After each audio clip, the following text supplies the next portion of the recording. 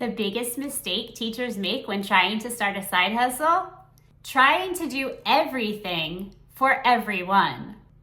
Today I'm helping you to find your specific niche so you can stand out and actually help people. Let's dive in. Hey everyone! So if you're watching this, you're probably a teacher who is wanting to start a side hustle, but just not sure how to get started with that. Should you tutor first graders or high schoolers? Should you create math resources or reading resources? Should you focus on classroom management or creating lessons? I totally get it. I felt the same way when I started exploring this too. And here's the thing, a niche just means a specific focused area. Because when you try to help everyone, you end up standing out to nobody. But when you find your niche, you become the go-to expert. You have less competition. It's easier to get noticed. And honestly, it is so much easier to talk to an audience where you know exactly what they're looking for. It's just easier to create content when you know exactly who you're talking to. So by the end of this video, you're going to know exactly what your teaching niche could be. Are you ready? Let's go. Okay, so why do teachers specifically need a niche? Well, think about it. There are millions of teachers out there. If you just say, I help students or I create teaching resources, you're competing with everybody. But when you get specific, suddenly you stand out. Let me show you what I mean. Here's what too broad looks like. I tutor kids. Okay, but what age? What subject? Here's what a niche should look like. I help third grade students who struggle with multiplication master those facts through hands-on activities. Let's try another one. I sell teaching resources. Niche, I create visual schedule cards and classroom management tools for special education teachers. Or here's one that's more related to what I do. Too broad, I help with reading. Niche, I create engaging reading comprehension activities for 4th and 5th grade students who are reading below grade level. When you have a niche, your marketing becomes so much easier because you know exactly who you're talking to. You're not shouting into the void. You're speaking directly to the teachers or students who need exactly what you offer. All right, so how do you find your niche? I'm going to give you 4 different methods, and you can use any or all of them. Method number 1, look at what you already teach. This is the easiest place to start because you already know this stuff inside and out. Ask yourself these questions. What grade do I teach? What subject am I best at teaching? What unit or topic do my students love the most? What am I known for at my school? For me, I've taught elementary, kindergarten through 5th grade, and I've taught all subjects within those grades. Right now, I'm teaching 5th grade social studies and ELA. So my starting point could be something with upper elementary, 4th or 5th grade. But let's get more specific. In my ELA class, I've noticed that students love when we do creative writing activities. They really light up during those lessons. So that could be a direction for me. Creative writing activities for upper elementary students. Or in social studies, I've created some really engaging lessons that really brings history alive for the students. So another direction could be hands-on social studies activities for 5th graders. See how I'm already starting with what I know and teach? Your turn to think. What's the one lesson or unit where your students are really engaged? That might be your sweet spot. Pause the video for a second and think about it. I'll wait. Got something? Good. That's your starting point. Method 2, identify your unique skills. And I'm talking about skills beyond just teaching the content. Think about it.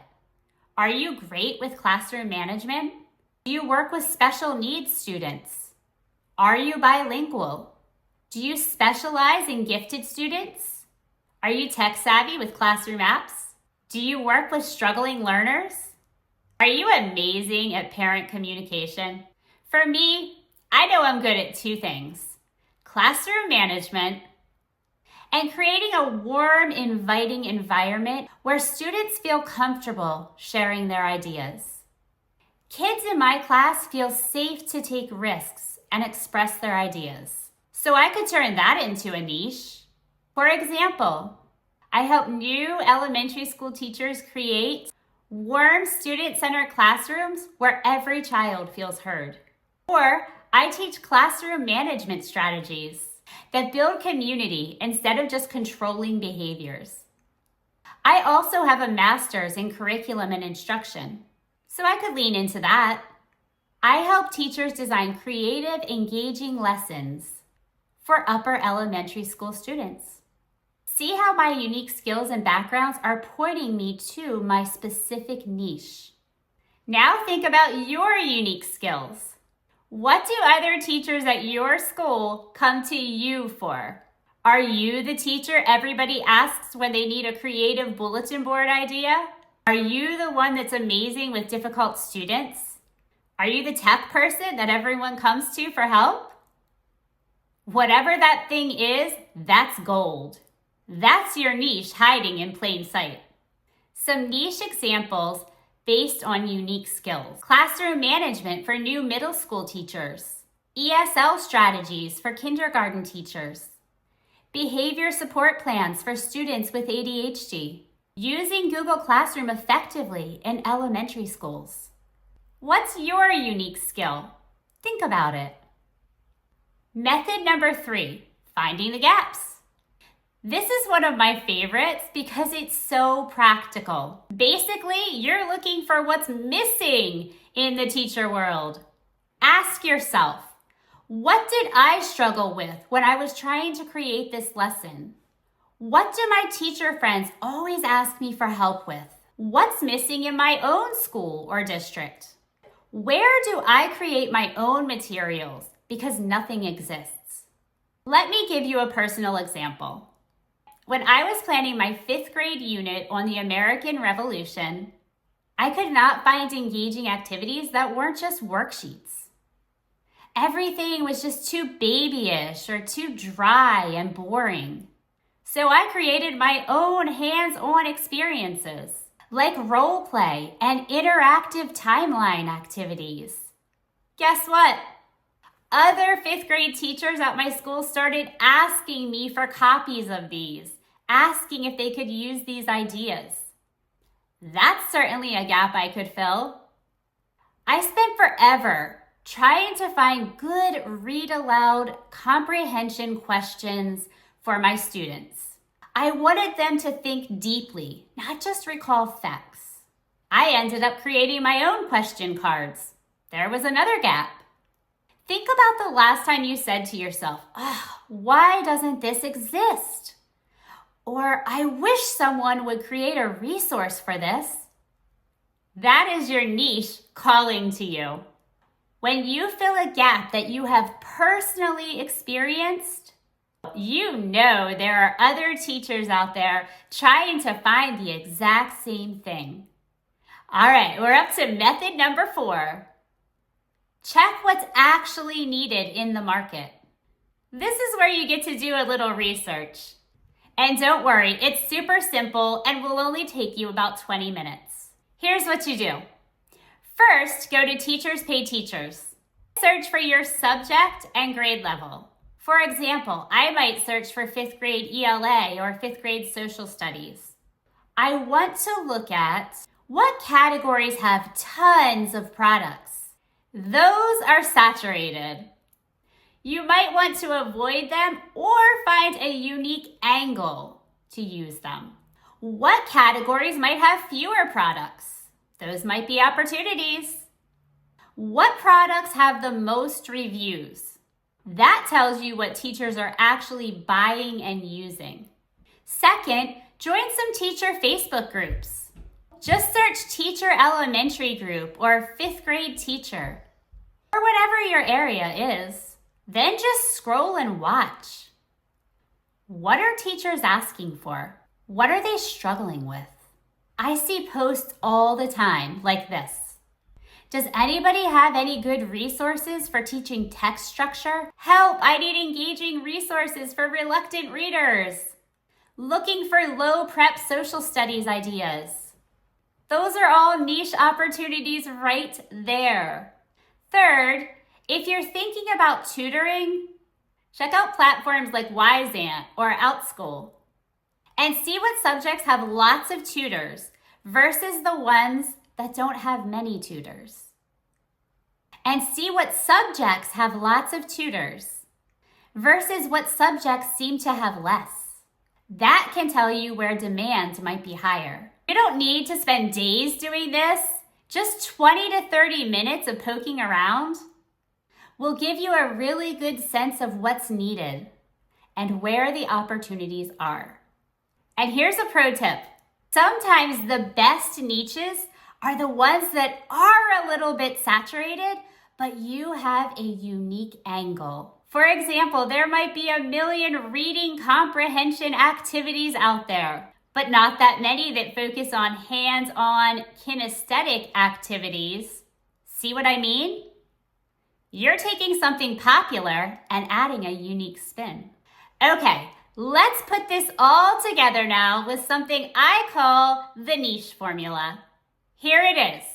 I help specific students or teachers with a specific problem using your method or strength. Let me show you how this works with some of my examples.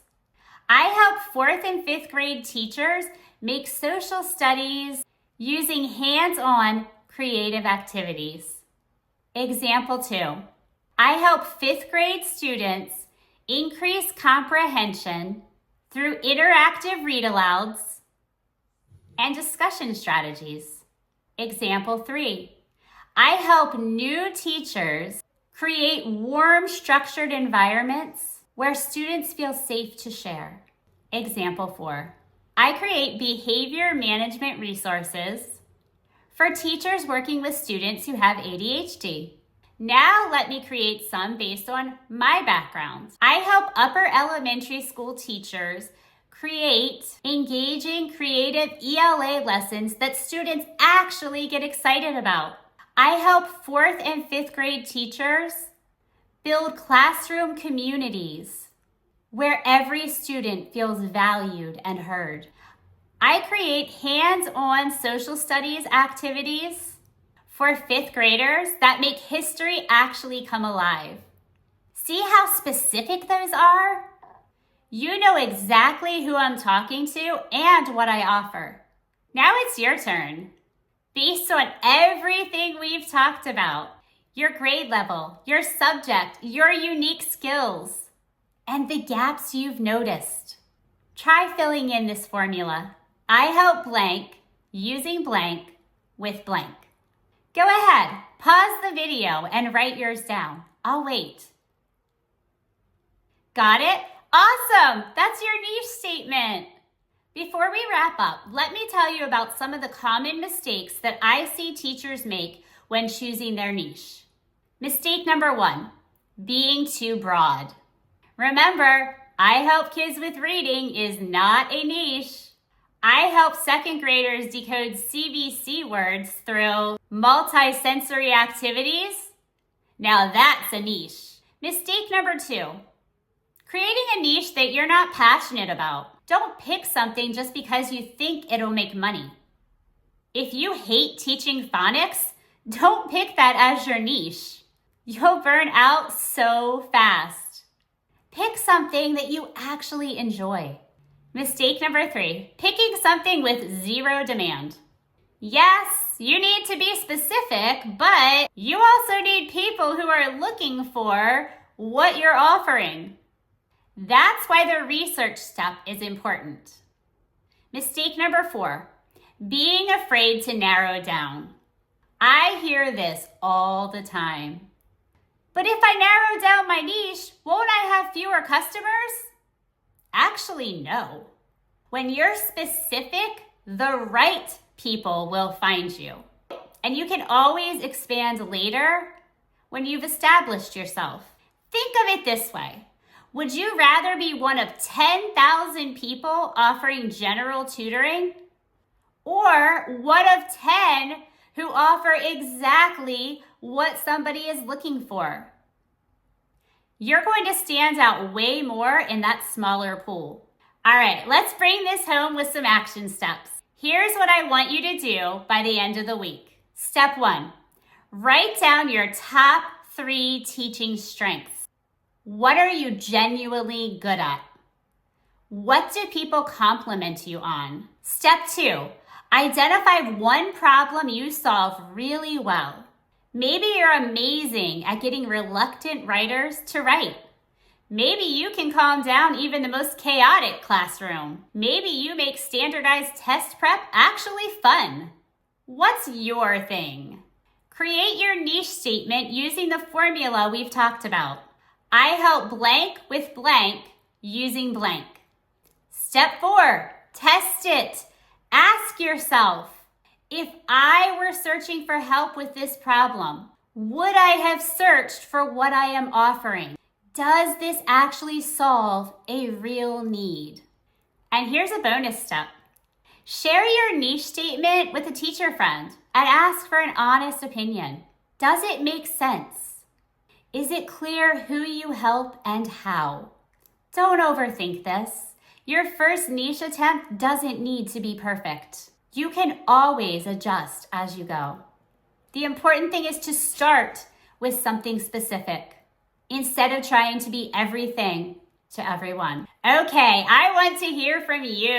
In the comments below, share your niche statement using the formula you just learned. What's your specific focus going to be? And if you're still figuring that out, that's completely fine. Just tell me what grade level and subject you teach, and I'll try to help you brainstorm in the comments. Also, if you found this helpful, please hit the subscribe button, because next week, I'm going to show you how to take your niche and actually start building your side hustle around it. We're going to talk about whether you should create resources, create a course, or maybe something entirely different. All right, teachers, I believe in you. You have skills that people need. Now you just need to get specific about who needs them and how you can help. You've got this. I'll see you in the next video.